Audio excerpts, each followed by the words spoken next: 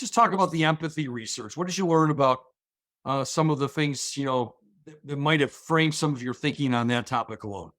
Well, one of the more stronger quotes are from um, Satya Nadella at Microsoft, uh, and how critical it is for leaders to be empathetic.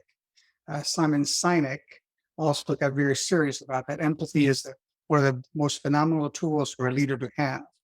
Then the research started arguing that companies who have uh, caring and kind uh, bosses tend to have higher levels of retention.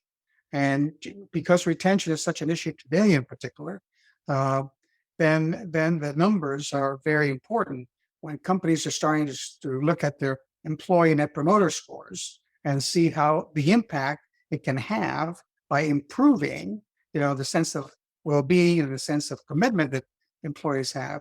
They see the impact financially to the organization, but also non-financially, because the part of the theme here is, yes, can we have a payoff? But sometimes the payoff can't be seen immediately. It has to be seen over the course of time, as you know from all the Yeah. work we've done over the years. So empathy was very driven by the fact that most people, um, and even salespeople, okay, people have said EKG is very applicable to sales forces. Because salespeople have to be empathetic with the client Mm. and the customer situation. They've got to be kind and listen and with the individual, and they ultimately have to be grateful, right? So for the things that we have, the value that we have, the relationship that they've created. So that's why the idea of being intentional about building relationships at work is so critical, particularly since there were all the dynamics of the pandemic that have occurred the last several years. Yeah.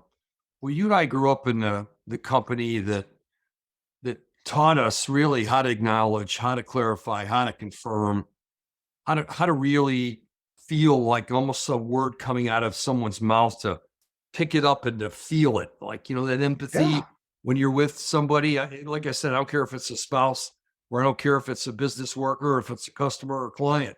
Doesn't matter. But those concepts in your research all coming together around that. And the thing that caught my eye was just a simple concept of kindness. I'm hearing more about empathy, if the gratitude I focus on, but just being kind.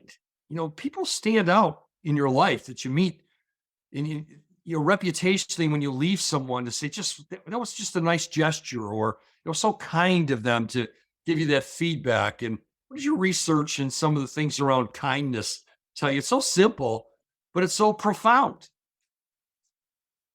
correct. And I mean the quotes from various different people that say that. I mean, there's an organization out west, I think the Science of Happiness and Good Science of Happiness, and so a lot of people have spent a lot of energy on these issues related to happiness. I didn't want to spend time with this related to happiness because I wanted to it be more relationships at work.